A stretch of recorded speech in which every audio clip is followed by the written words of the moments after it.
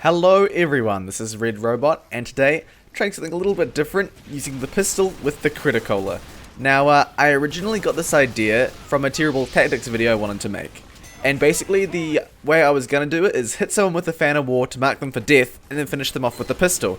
And I figured, man, this would be so much easier if I could just use the Criticola with the pistol, and then I realized, I can. Yeah, that's right, using the weapon switch mechanic from the Gunmetal update, it's actually possible for you to drink your Criticola, then switch on over to a pistol, and continue using the crit boost, just like that. The way I set this up is also really simple, although it only will really work on maps with setup times, such as payload. Now what you have to do is get two weapons of your own active at the same time, and the easiest way to do that is just by suiciding. So you'll just run out, find a good spot a little bit away from spawn, and suicide, holding out your Criticola or your pistol. Now, weapons have a 30-second lifespan. It gets reset every time you pick them up on the ground, so what you can do is just, when you respawn, just keep juggling the weapons around to keep them both alive. It's kind of annoying doing it this way. It would be way easier just to have a friend suicide and drop a Criticola or a pistol for you, but if you're going to do it on your own, this works just fine. Don't go too far away from spawn with your first suicide though, because if you get a long respawn, like 16, 18 seconds, I've actually had situations where the weapons have disappeared before I got to them, which can be really frustrating.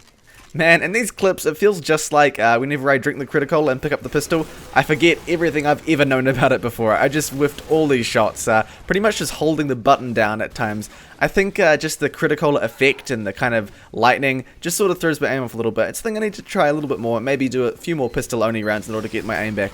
As for how effective this is, it's really cool to be able to do some really decent kind of medium to long range damage as Scout, but as you can probably tell, this is an incredibly gimmicky tactic and it's not gonna take over the meta anytime soon. However, it is kind of important to know that it exists. I know that there might be situations in matchmaking where you're never going to specifically be going out to do this, but you might run into situations where your teammate or enemies have dropped Criticola or dropped pistols while you have Criticola, and it's actually good to know that you can drink it, switch to your pistol, and carry on. These clips are all of me using the pistol exclusively with the Criticola, but if I had been playing like to win and not to try and do this crazy strategy, what I would have done is just emptied out my scattergun of ammo with the crits, and then when I run out, instead of having to reload, you can just switch on over to your pistol and finish them off with crit shots. And as you can see, my weapon just got cloned. No idea what was going on there. Although if I could replicate that weapon cloning glitch, I would be able to switch on over to my Criticola at spawn without having to suicide, which would be really useful. If anyone knows anything about that, let me know. It's quite interesting. Weapons that have sort of cooldowns remain active on those weapons even while they're dropped, so you can like for example, juggle weapons like the Sandman. If you hit a Sandman ball, drop the Sandman, hit another Sandman ball, the other Sandman, both Sandmans will regenerate at the same time, which means that you can get a whole lot more stun balls off at once, if you want to. This exact same principle applies for the Criticola too, so it's possible while you have the Criticola on the ground regenerating, run around with your pistol and scattergun and play just as normal with no disadvantages, which is really, really cool. Another way to actually get further in terms of dropping your first weapon on suicide from spawn would be to drink your Criticola, because it gives you increased movement speed, which allows you to get further. You can pick up a pistol that you dropped further out. Also, another way to do it would be to take a teleporter. If you have a engineer set up, just drop your weapon just by the exit teleporter and you'll be able to get both your weapons all the way to the battlefield in no time at all.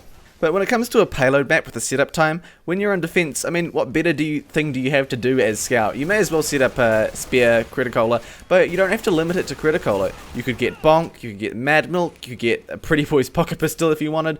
There's really no reason not to set up extra secondaries around, especially since there's no downside for doing it. This whole concept of switching weapons in battle has really got me thinking, and there's actually a ton more you can do with it. I want to try out a lot more combinations, things like using the Girardi with the Cleaner's Carbine in order to fill it up with damage more quickly, just using Girardi with a regular SMG to do a ton of damage, popping your Flog Taunt, then switching to a regular Flamethrower for critical reflex. Basically, there are a ton of really fun combinations you can use between weapons in the same loadout slot, and I can't wait to try them all out. This is just a taste of what's to come, basically. And remember, this trick isn't limited to only secondary weapons. You can use it with primary and melee too. And I've been thinking about ways of using it with weapons such as the Cowmangler, where you could fire two burst shots, one after the other, to really mess with the enemy team. and as I mentioned earlier, having 2 Sandmans in order to do twice the amounts of stunning. As you saw in that clip, the weapon's shape can actually be a real pain sometimes. The Criticola is cylindrical, so it kind of rolls everywhere, and you can lose track of it, and it can go to strange places like behind closable doors and into props and behind them, and that it can be really annoying. But it can be useful in some situations too, because when you're trying to juggle them both to the battlefield, if you couldn't get there in one go, it's actually really useful to be able to roll it down hills in order to get there a little bit faster. As you can see here, my weapons are getting lost in the rock. Luckily the outline means I can find them, but this can be a bit of a pain in situations when you weren't prepared for it. And there we have it. I find it really interesting using weapons in ways that they weren't kind of designed for. I know that the pistol was never really made to have mini crits applied on it, and it's really interesting what you can do with that kind of long range damage. I mean, outside of the guillotine, Scout's never really been able to do that kind of damage, and it's really interesting when you can actually pull it off. So, I look forward to trying out more weapon combinations like this in the future, and let me know if you enjoyed this video. Cool, well, that's all I got for you right now. See you guys next time.